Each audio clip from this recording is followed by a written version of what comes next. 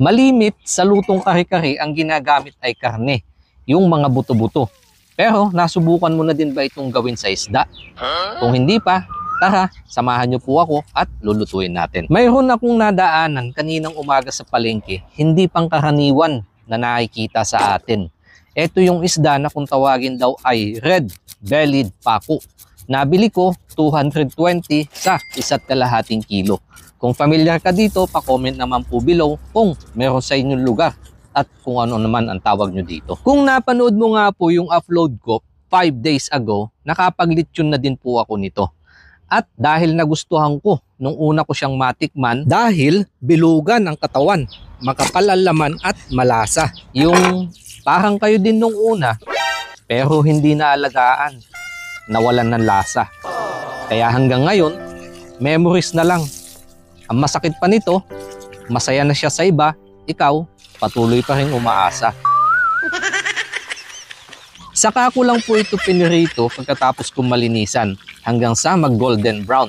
Naisip ko itong gawin para hindi naman madurog yung laman kapag itinuloy ko ng pagluluto at mas masarap nga naman kapag yung medyo crispy kung tawagin. Ayos na yung isda. Isusunod ko naman yung gagamitin kong pangpasarsa. Naggisa lang po ako ng sibuyas at bawang. Nilagyan ko ng bagoong alamang hanggang sa matunaw at yung pinaghugasan ng bigas ang ginamit kong pangsabaw. Shrimp cubes muna dahil wala pa nito sa fish. Para mas lumapot, gumamit ako ng giniling na mani. Pero hindi naman po lahat ng mani pwedeng gamitin. Ito yung peanut butter kung tawagin at paminta, kaunting patis, pandagdag ng alat. Dahil kakain din yung mga anak ko, kaya sa halip na chili paste, aswete na lang ang ginamit ko para naman po magkaroon ng kaunting kulay. Saka ko inilagay yung piniritong isda. Slow cooking na lang to para kumapit ang sarsa at saka mainin. Ayos na sa isda, kaya gulay naman. Common nga nakapares ng kare-kare, mga gulay na sitaw, talong at pechay. Pero kung mapapansin nyo po yung title ko, mas pinasosyal.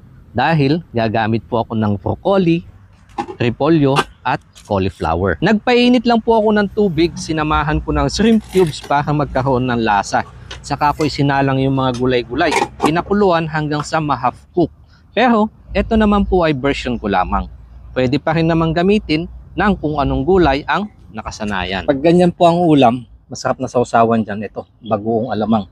At kung makikita nyo po, hindi na ako naglabas ng kanin dahil ito mga kapares na lagang gulay-gulay, sapat na kailangan ng ating katawan. Thank you Lord sa biyayang ito. Sa harapan, basbasan ito at magbigyan ng lakas sa aking pangatawan. In Jesus' name, Amen. Tikman nga natin.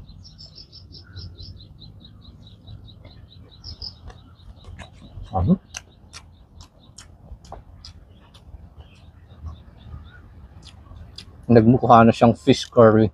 Ito naman po yung curry nyo sa India.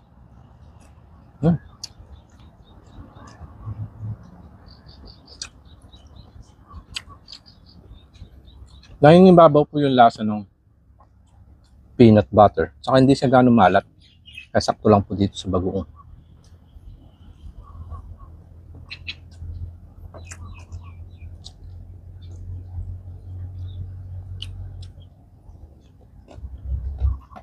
Para magkaroon po kayo ng comparison, yung isda na to ay kalasa siya, nalalapit siya sa lasa ng bangus. Kung sa atin naman po sa Pinas.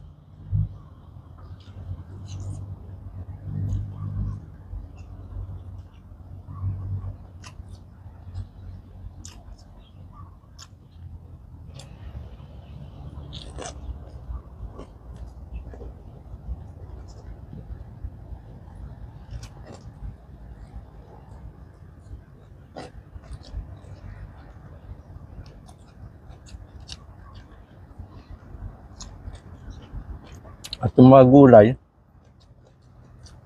masarap po pag yung half cook lang.